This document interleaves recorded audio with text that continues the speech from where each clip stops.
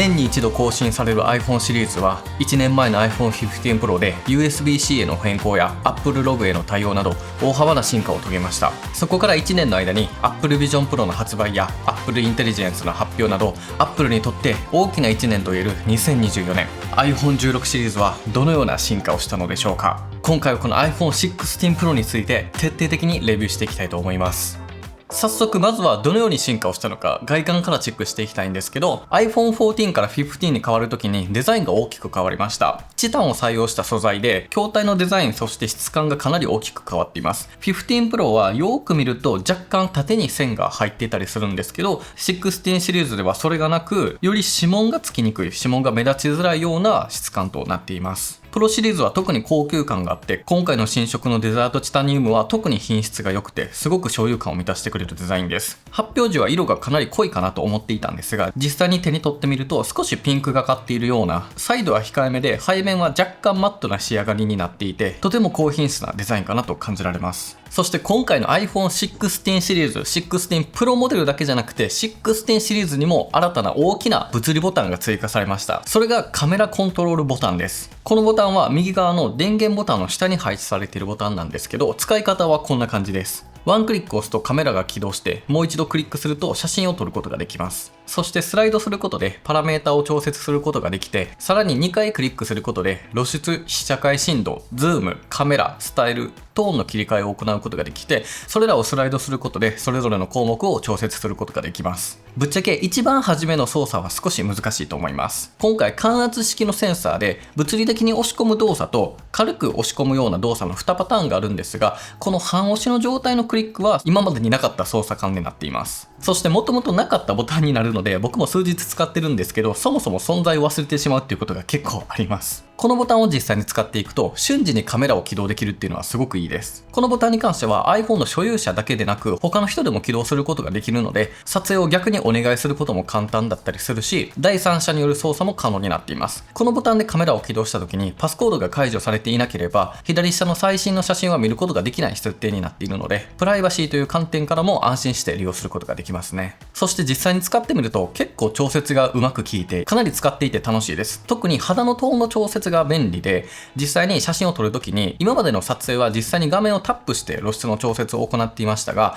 肌のトーンとか全体の写真の明るさ、露出っていうものをスライドで全体的に確認できるっていうのはすごく便利かなと感じています。そして長押しをすれば動画の撮影ができたりと、本当に直感的に操作をすることができるんですが、ただ一方でまだまだ難しさも感じています。というのもスライドで数値を変更できるっていうのはすごくいいんですけど、細かな調節が難しくて数字を元に戻すっていう動作がちょっと煩わしかったりします。あとはシャッターを押すときは押し込まないといけないので、シャッターボタンを押すときにちょっと iPhone が傾いてしまうっていうような感じがしています。画面上のタップであれば力がいらないんですけど、シャッターボタンを物理的に押すということは少し力を加える必要があるので、若干 iPhone が傾いちゃうかなといった時が結構ありました。そしてあとは Pro Max とか16 Plus のモデルであれば横持ちをした時にコントロールボタンに届きません。少し持ち方の工夫が必要だったりするので、大きいモデルだと少し使いづらいなという感じがしています。特にこのように片手で押すという風になると少し落としそうになるので、横向きで撮影をする場合は大型のディスプレイのモデルであればやっぱり両手でしっかりと構えて撮影する必要があるかなと感じています。そしてこのカメラコントロールボタンを使用していく中で撮影体験というところの Apple の狙いというものを感じました。僕もこのような Leica M10 というカメラを持っているんですけど、このカメラはとても不便で全然万能なカメラではないんですよ。でもこのカメラを持って出かけたくなったりとか、このカメラで写真を撮りたいなって思わせてくれるような、そんなカメラなんですよね。今回の iPhone 16シリーズはそれに近いような感覚かなと思っていて、写真や動画を撮影したくなる、シャッターを切りたくなるっていうのが今回の Apple の狙いなのかなと思います。そして今後はカメラのシャッターボタンのような半押しでの AF 動作のような仕様も追加されるとのことなので、撮影体験はさらに向上していくと思います。そしてこのボタンは Apple Intelligence の入り口としても使われたり、Apple が API を公開しているので他のいろんなアプリでも開放される可能性がとても高いです。実際に Snapchat での機能はすでに公開されています。というわけでここからは実際にカメラ性能がどのようにグレードアップしてきたのか徹底的に確認していきたいと思います。まずは超広角カメラが4800万画素に対応しました。今まで iPhone 15 Pro までは超広角カメラが1200万画素までの対応だったので、今回の最大4800万画素ということでかなり大幅に解像感がレベルアップしています。自撮りをした時にもかなりクリアで繊細な写りになっているのがすごく分かりやすく伝わるんじゃないかなと思いますね。ちなみに iPhone 16の無印シリーズであったとしても超広角カメラでオートフォーカスを使えることができるようになったので、このような撮影体験もかなり向上したんじゃないかなと思います。夜の撮影も超広角カメラで行ってみました。やっぱり比較してみると夜であろうとしっかりと解像感がレベルアップしているように感じますし、同じくマクロ撮影ですね、超広角側のマクロ撮影を行ったとしてもしっかりと解像感は変更しているかなと思います。特に14 Pro シリーズと比べるとね、より圧倒的に画質の向上がわかるんじゃないかなと思います。そして今回センサー自体は新しくなったんですけど、メインのカメラ4800万画素のメインカメラの画質っていうのはそこまで大きく変化は感じられませんでした。ただ今回新しいセンサーとプロセッサーによって処理速度が格段に向上しています。15 Pro と16 Pro で4800万画素でロー写真の比較をしてみたんですけど、処理の速さが格段に上がっているので16 Pro の方がやっぱり連写というか撮影自体が早くスムーズにできるようになっています。この違いは結構大きくて、ロー写真の読み込み書き込みのデータの速度っていうのが向上しているので16 Pro の方がストレスがなく撮影がねできるんじゃないかなと思います。そして16 Pro シリーズは両方とも共通して望遠レンズが5倍望遠の 120mm のレンズになりました。 iPhone 15シリーズでは15 Pro が3倍望遠、15 Pro Max が5倍望遠で、望遠レンズでどちらのモデルにするかを決める方もいたと思うんですが、16 Pro シリーズでは両方ともが5倍望遠になっています。5倍望遠で 120mm 相当になっているので3倍カメラよりもズームをした撮影をねすることができます。そしてこの5倍望遠ですごいなと思うところが手ブレ補正ですね。 120mm という画角でもこれだけブレずに綺麗に撮影をすることができるっていうのは、僕たち一般のカメラユーザーからしたら結構これはとんでもないことだと思っています。ただ5倍まで行くので超広角の 13mm からメインカメラの 24mm、 そして望遠レンズが 120mm になるので、ここの差がかなり広いので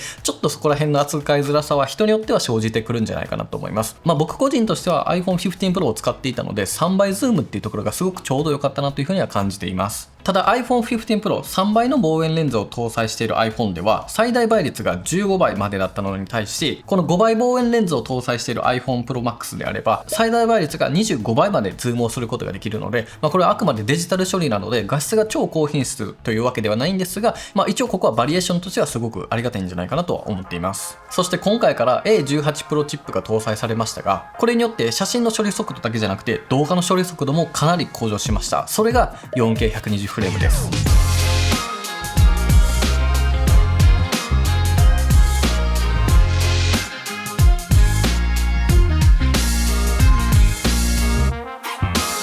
4K でスローモーションを実現する、これがねいよいよ iPhone でも本格的に可能になりました。僕は正直ここが一番テンションが上がったポイントになっています。 4K で120フレームの撮影が可能。これはつまりどういうことかというと、動画というのは写真の集合体でできています。画像が連なって順番に再生されることで動画として認識をすることができます。この動画の1秒間の表示枚数というものがフレームレート、フレームパーセカンドというものに当たります。なので24フレームであれば1秒間に24枚、30フレームであれば1秒間に30枚、そして 120p120 フレームであれば1秒間に120枚の写真や画像を流して撮影をすることが可能になっています。これらは様々な用途で使い分けをされるんですが、例えばテレビとか YouTube などと一般的なものであれば30フレームを使うことが多くて、映画シネマの世界では主に24フレーム24枚の映像で配信されることが一般的です。そして60フレームとか120フレームになるとより多くのフレームを持っているのでスローモーションの表現をすることもできたりします。あるいは60フレームとかであればスポーツの中継に使われていたりと、より滑らかなヌルヌルとした動画表現っていうのが可能になってきます。そして今まで iPhone 15 Pro などは 4K60 フレームまで撮れていましたが、さらにその倍の120フレームまで行きました。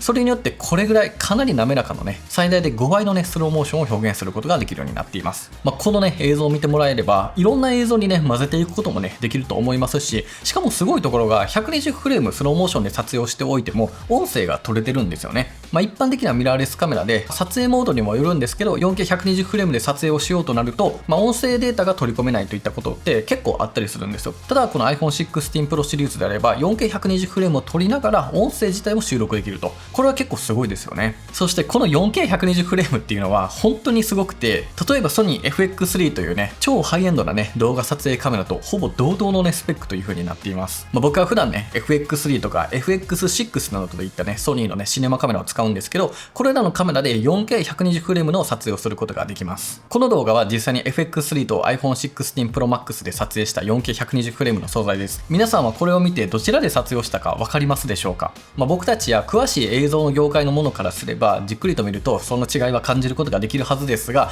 一般的にはパッと見ではそこまで違いが分かりづらいんじゃないかなと思います。この小さな iPhone でもここまでのね高品質な撮影ができる、ここがね本当にすごくね、今回驚いたポイントになっています。で実は今回見ていただいた 4K120 フレームの素材っていうのは実は Apple Log というもので撮影をしています。これは実際に僕がカラーグレーディング、色の編集を行ったからこのように綺麗に見えているんですが、実際の映像はこのような形となっています。すごく色が淡くて少し眠たそうな、雰囲気の映像になっていると思うんですけど、これがログ撮影と呼ばれるものです。実際にねこのレビュー動画も FX6 というカメラでログ撮影をして撮影を行っています。このログ撮影で撮影しておくことによって一旦色を戻すとこのような色になって、そこから実際に自分好みの色に変更していくと、このような収録方式になっています。このログっていうもので撮影しておくことによって比較してみると分かりやすいんですが、一般的なデフォルトの撮影を行った映像とログ撮影を行って実際に色を戻した映像を見比べてみると、ハイライトの部分とかシャドウの部分のダイナミックレンジの広さ、全体的によりフラットでコントラストがそこまで強くない映像に見えてるんじゃないかなと思います。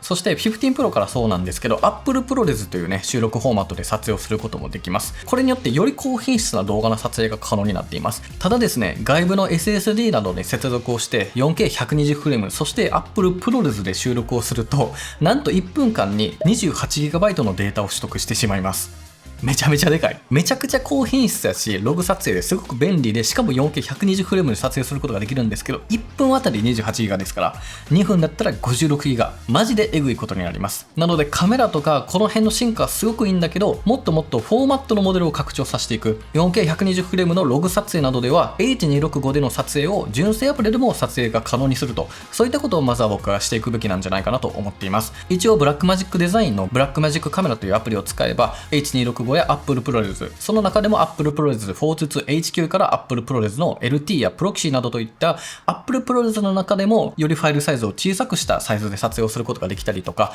外部ストレージでなく直接内部のストレージに 4K120 フレームのログ撮影をね可能にすることができたりするので、これらは拡張的にすることは可能なんですけど、純正カメラ、純正アプリでもその辺が対応するとすごくねいいんじゃないかなと思っています。そしてこの 4K120 フレームに関してはメインのカメラでの撮影のみになってしまいます。なので超広角とか望遠レンズでは最大で 4K60 フレームのログ撮影のみになってしまうので、ここら辺は少しね一部制限があるといった形ですね。これらの動画性能というものはより動画業界に向けたような内容にはなってしまっているので、もしかしたらあまり扱わないっていう方が多いかもしれません。そのような方々に向けて僕は Apple Log 専用の LAT ファイルを無料で配布させていただいております。この LAT っていうものを使うことによって、これを編集時に被せてあげるだけで映画のような雰囲気でね撮影をすることが可能になりますし、ブラックマジックカメラのアプリにインストールしていただければ、これをプレビューさせて撮影をすることができたりとか、プレビューをさせているけど撮れている動画自体はログのまま、あるいはデータ自体に焼き込んでこの LAT のまま収録をすることができる、そのね2パターンをねこのアプリで選ぶことができますので、もしよければねこの iPhone の Apple Log 用に向けて作ったこのね LAT ファイルをよかったら概要欄から無料ダウンロードしてみてください。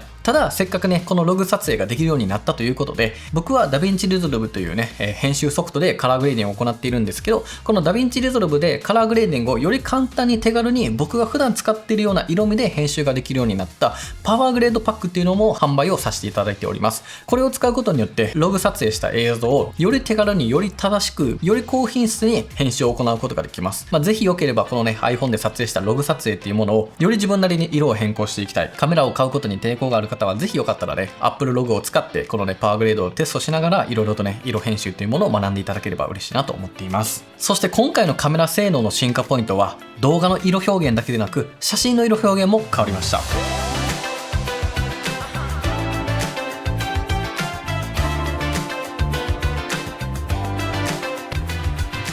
今回から新たなフォトグラフスタイルというものが追加されました。これは過去のモデルにもあったものなんですけど、よりこだわったカラーのプロファイルを選択することができるようになっています。今回からこのフォトグラフスタイルというものをこのような形でいろいろと変更させていくことができるようになりました。実はこれメインの標準のプロファイルの左に行けばスキントーンを保ったままいろんなカラーを楽しむことができるようになっています。人の肌を美しく保ったりとか、よりトーンアップさせたりとか、人のスキントーンをそこまで影響を与えずにより美しく色の方向性を作っていくことができるといったことになっています。逆にこの標準から右側に関しては写真の全体のトーン、全体のスタイルっていうものを変更していくことができるようになっています。様々なスタイルがあるんですけど、特にこのクワイエットとかに関しては19世紀に流行った写真のスタイルなどとよりいろんな世代の写真を楽しめる、そんなことが一台でできるようになっています。で、そして自分の大まかな方向性が決まれば下のコントロールパッドを使ってあげることによってさらにいろいろと調節することができます。上に持っていけばトーンが上がっていくし、右に行けばカラーのサイドを調節することもできます。そしてその下にあるこのバーを使うことによってこの全体の強弱自体も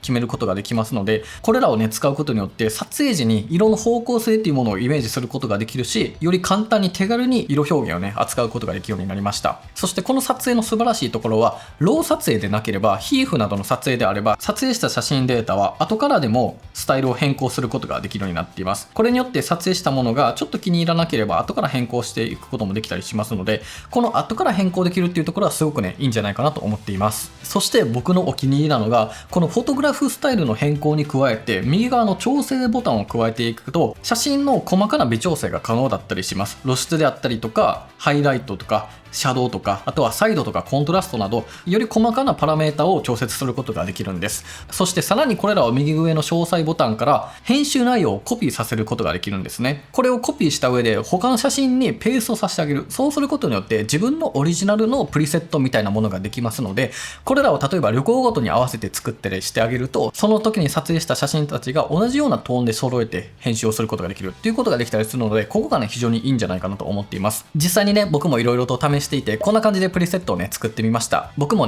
まだまだ試している段階ではあるんですけど、これらが僕がお気に入りのものになっているので、良ければ僕のこのレシピを真似して編集をしてみてもらえたらなというふうに思います。きっといい色になるんじゃないかなと思っております。そしてこのカメラ機能でもう一つ大きな進化ポイントがあります。それが空間撮影です。今回からこの iPhone 16シリーズのレンズが縦型になりましたよね。これはカメラを横に向けた時に2つの二眼で撮影をすることができるようにするためです。メインカメラと超広角カメラを組み合わせることによって空間を認識させて撮影をすることができます。16シリーズが縦型に対応したことによって、プロシリーズだけじゃなくて16シリーズ全体で空間ビデオの撮影が可能になりました。この空間ビデオが本当に素晴らしくて、できれば皆さん空間ビデオも撮影しておきましょう。これは実際に空間ビデオとして見ることは現時点では Apple Vision Pro を使って視聴することしかできません。ただ 2D の映像視聴とは全く異なったビデオを視聴することができます。これは iPhone 15 Pro からも可能だったんですけど、16 Pro はもちろんのこと16シリーズでも可能になりましたので、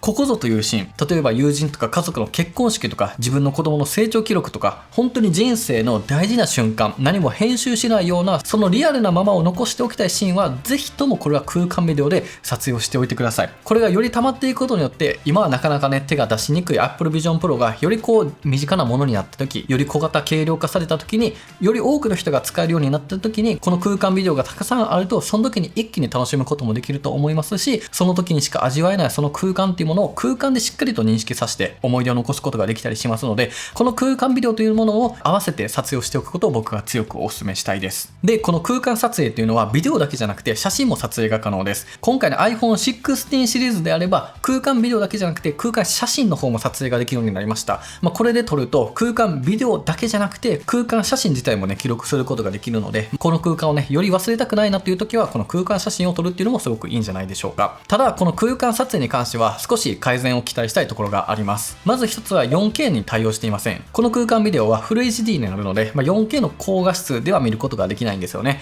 Apple Vision Pro で実際に見てみると、割としっかり綺麗ではあるものの、もう少しやっぱり解像感が上がってほしいなと思いますし、4K の超高画質にはねまだたどり着いてないと思いますので、ぶっちゃけこれがね iPhone 16 Pro で来るんじゃないかなと思っていたんだけど、ここはまだ来ませんでした。そしてもう一つが空間撮影モードになったことです。これは iPhone で撮影モードを選択するときにいろんなモードに向かって撮影をしますよね。 iPhone 15 Pro であればビデオ撮影のところから Vision Pro のマークを押すことで空間ビデオの撮影が可能だったんですけど、 iPhone 16 シリーズでは空間撮影っていうものが別のモードに割り当てられました。これによって空間撮影をするときにモードを変更しないといけないんですよね。でこれがカメラコントロールボタンではできないんですよ。今のところはカメラコントロールボタンからモードを変更することができないので、空間撮影を行いたければ別のモードに変更させる必要があるんですよね。僕としては Vision Pro のアイコンをタップするだけで空間撮影になる、この仕様の方がね良かったなと、使いやすかったなというふうには思っています。そしてこの空間撮影というところに関してビデオや写真は追加できるようになりましたが、さらにオーディオです。空間オーディオも収録することができるようになりました。これは設定から空間オーディオ、ステレオ、モノと選ぶことができるようになったんですけど、これはもう完全に空間オーディオでいいと思います。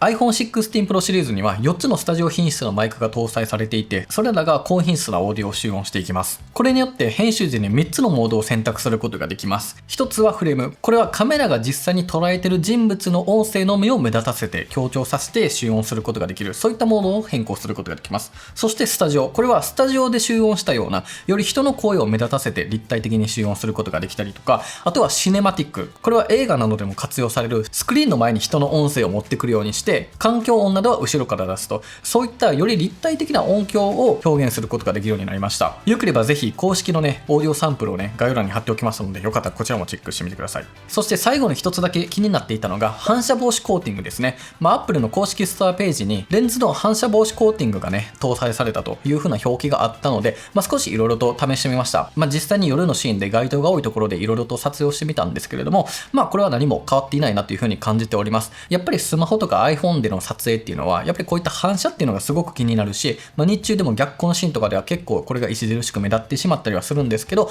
これがね結構改善されるのかなと思いきや、割と何も変わってはいないかなという風に思っております。そしてこの反射防止コーティングの記載については現時点ではなくなっていました。なので実際には何も変わっていないんじゃないかなといったところになっております。はい、それではここからディスプレイについて見ていきたいなというふうに思います。今回の iPhone 16シリーズは筐体サイズが大幅に変更したりとかディスプレイサイズに変更があります。そこを見ていきましょう。まずプロシリーズのプロモデルに関してはディスプレイサイズが 6.1 インチから 6.3 インチに変更になりました。プロマックスは 6.7 インチから 6.9 インチに変更されています。そしてベゼルを見てみるとかなり違いがわかるんじゃないかなと思います。明らかにベゼルが細くなって表示領域が拡大されています。そして筐体サイズ自体も大きくなっていて、特にプロマックスなんかはかなり大きさに違いを感じています。14や15 Pro Max シリーズよりも一回りサイズ感がアップしているので、よりこの持ち心地感っていうのは結構変わってるんじゃないかなと思います。なので手が小さめの方は16 Pro Max は結構大きいんじゃないかなというふうに思いますので、もし購入を検討している方は Apple Store で一回見てみてからこれがね持てるのかどうか、落とさないでね持てるのかどうかっていうのが大事になってくるので、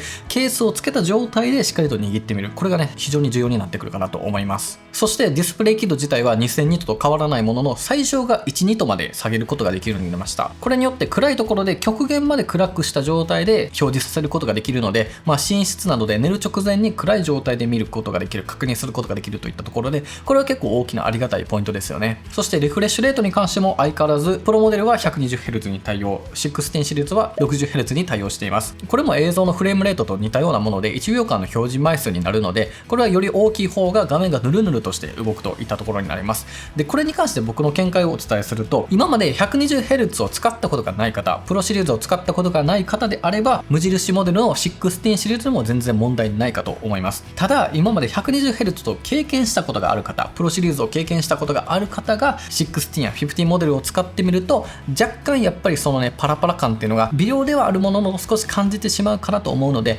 そこは結構好みにも寄ってくるとは思うんだけど、僕としては一回経験をするとちょっとだけねやめにくさっていうか、そこのもったいなさっていうのはどうしても感じてしまうんじゃないかなと感じています。そして常時プレビューですね。これはね iPhone 14 Pro からねできるようになったんですけど、画面を常時で表示させておくことができるようになっています。でこのね常時表示していることがね気になる方多いかもしれませんが、これはポケットなどを入れた時に、カバンとかもそうなんですけど、何か画面上に閉じられている時はこれは、発動しません。なので常時表示とはいえ意外とバッテリーのね消費っていうのは著しく減っていくっていうことはありません。でこの常時表示ディスプレイっていうのはすごく便利ではあるものの、 iOS 17、17からスタンバイモードというものが使えるようになっています。これはプロモデルとか関係なく iOS17 に対応した機種、多分 iPhone X とかからもね使うことができるんですけど、これを使うことによって常時でディスプレイを表示することができます。これはマグセーフ充電などで電源を供給した状態で充電中に iPhone を横に向けた状態で置いておくことによって常時でディスプレイを表示することができるんですよね。でこのウィジェット自体もいろいろと自分好みにカスタマイズすることができたりしますので、プロモデルを選ばなくても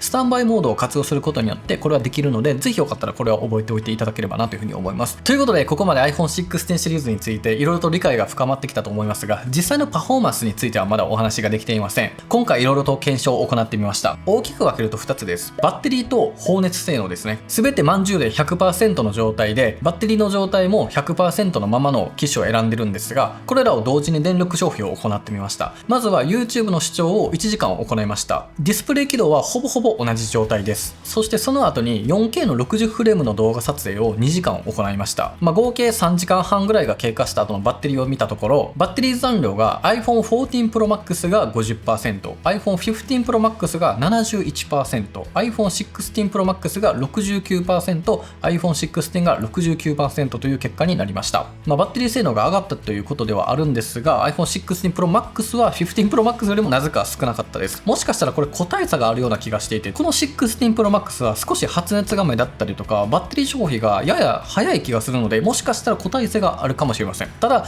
事実として今のはお伝えしておきます。そしてその電力消費の最後の部分で実際の発熱に関してもしっかりと見たところ、最も発熱を計測したのが iPhone 14 Pro Max の43度でした。で iPhone 15 Pro Max は 38.6、 そして同じく iPhone 16 Pro Max も 38.6 度でした。一方一番発熱が控えめだったのが iPhone 16の 35.7 度だったんですね。この発熱に関しては iPhone 15の時にかなりねそこが課題だったという風な指摘がたくさんあったと思うんですが、今回の測定結果では iPhone 15 Pro、16 Pro Max が同等レベルでした。で最も熱かったのは14 Pro Max ですね。この辺も正直僕は改善ポイントがねあるかなという風に思ってましたし、実際に他の動画を見ていくと検証結果では16 Pro は排熱性能はよりアップグレードしたという風な結果を得てるような動画も実際に何個も確認ができています。ただ今回僕の答えで同じような環境下では16 Pro Max はそれなりに発熱をしていたし、バッテリー改善もそこまで見受けれなかったっていうのが一つのね検証結果としてあくまで参考にしてほしいんですけど、一応ね結果としてお伝えできればなという風に思っています。ということでだいぶとね終盤戦に入ってきました。ここからは実際に使用感についてもお話をさせていただければなというふうに思っております。まずは USB-C である、ここがね非常に重要なところになってきます。 iPhone 16シリーズからライトニング端子の規格が USB-C 規格になりました。で実際に僕はこの iPhone 15 Pro シリーズを1年間使ってきたわけです。実際にこの USB-C である恩恵をどのように感じたのかいくつか挙げられます。ちなみに前提として無印と Pro シリーズでは性能に差があります。15、16シリーズであれば USB2.0 の規格、プロシリーズであれば USB3 とね性能差はあるものの USB-C として挙げられる恩恵としては以下があります。まずは映像の出力です。 iPhone の画面自体を外部のディスプレイに出力をすることができます。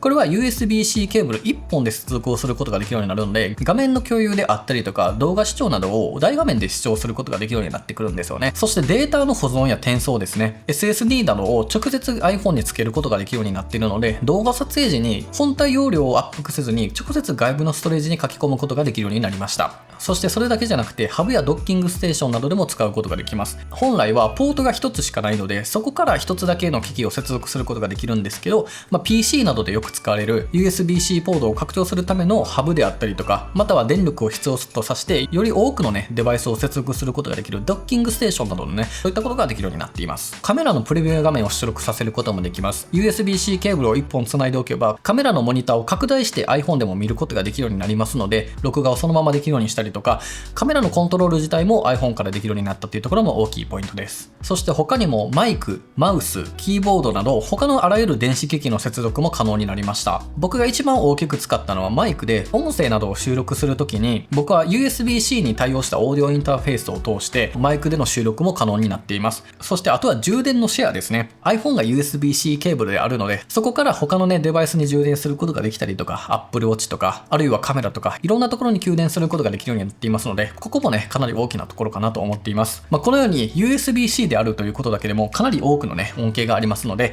ライトニング端子を搭載している iPhone 14シリーズ以前のね iPhone を使っている方はこれだけでもかなりね大きく乗り換えてよかったなと思えるんじゃないかなと思います。そして望遠レンズについてもお話しさせてください。プロシリーズのみに搭載されている望遠シリーズは今回から両方とも統一で 120mm の5倍望遠レンズとなりました。これで撮る写真や動画はすごく綺麗だし、日中のねこの動画もすごくね美しく撮れてるんじゃないかなと思います。 120mm であったとしてもこれだけ綺麗なね手持ちで撮影することができてるっていうのはすごくいいんだけれども、もう少し F 値の改善を期待したいなと思っています。メインカメラは F 値がかなり低いので明るく撮影することができるんですけど、望遠レンズの F 値が F2.8 なんですよね。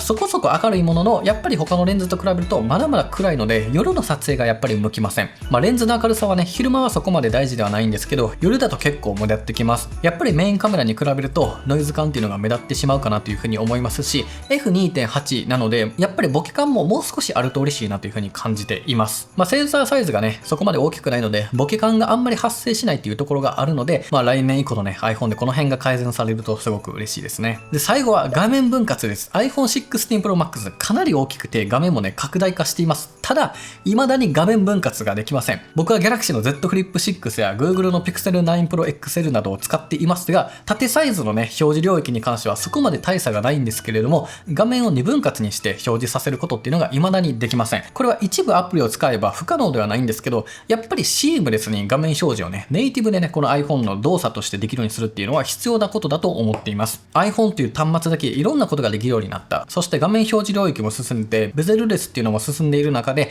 やっぱりこの画面を一つで専用してしまうっていうのはもったいなかったりとか、どうしてもやっぱりメモを開きながらカレンダーを見たりとかそういったことがしたいっていうシーンがやっぱりあったりするので、これはねソフトウェアのアップデートでもいいので早めにねこの辺は対応していただけるとすごく嬉しいなと感じております。最後にですね、Apple Intelligence、これについてお話をして終われたらなというふうに思います。現時点ではね、チャット GPT とか Google の Gemini とか、Galaxy でも Galaxy AI が使えたりと、他のスマートフォンでは AI 機能をね、もうふんだんに使うことができるようになっています。ただ、Apple の AI、Apple Intelligence の対応は日本国内だと2025年以降というふうになっております。英語版のみはね、もうベータ版も開始されているんですけど、実際にできることとしては、画像とか絵文字の生成が自由自在に簡単にできるようになったりとか、送信先に合わせたね、文章構成をね、考えてくれたりとか、あるいは様々な文章を要約してくれたりとか、自分の音声データをね、よりまとめたね、状態での文字起こしをしてくれたりとか、そして Siri がパワーアップしたりとか、今回搭載されたカメラコントロールボタンを押すことによって、カメラが捉えた物体を、それらを検索をすることができて、それらをね、検索結果を表示することもできたりするし、チラシやポスターなどをかざしてあげると、それらの情報がカレンダーにね、追加されていったりとか、いろんな AI 機能をね、使っていくことができるようになります。ただ、このような AI 機能に関しては、他のスマートフォンでもうすでに可能になっています。